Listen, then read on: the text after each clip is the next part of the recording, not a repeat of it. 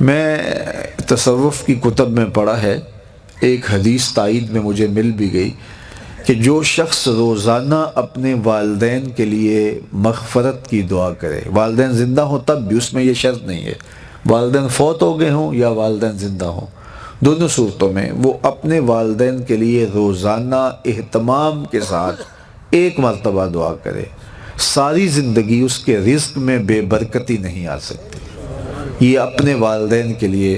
دعا کرنے کا نتیجہ یہ ہے جو اولاد کو نصیب ہوتا ہے۔ تو دعاؤں کا تسلسل ہو، تسلسل کے ساتھ ان کے لیے دعائیں مانگے۔ اور میں کہتا ہوں کہ اگر اولاد نیک ہوگی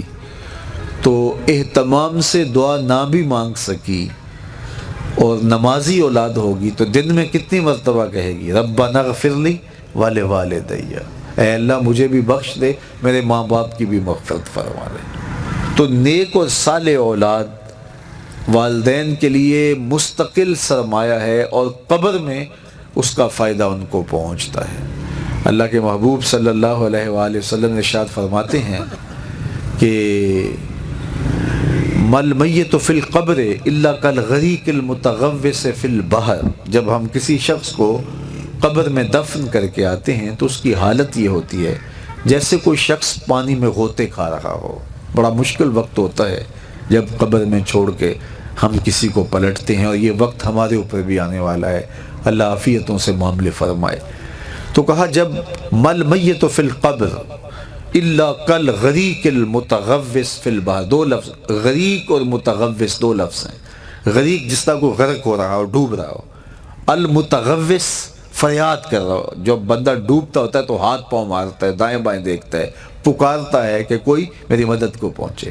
تو کہا جب ہم کسی کو قبر میں اتار کے آتے ہیں تو اس کی حالت یہ ہوتی ہے کالغریق المتغوص فی البحر ینتظر دعوتاً،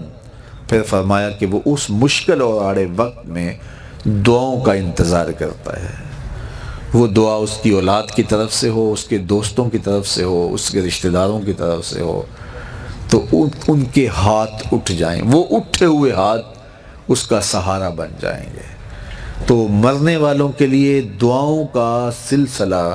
یہ ان کی مغفرت کا سبب اور ذریعہ بنتا ہے، اور یہ اولاد کے ذمے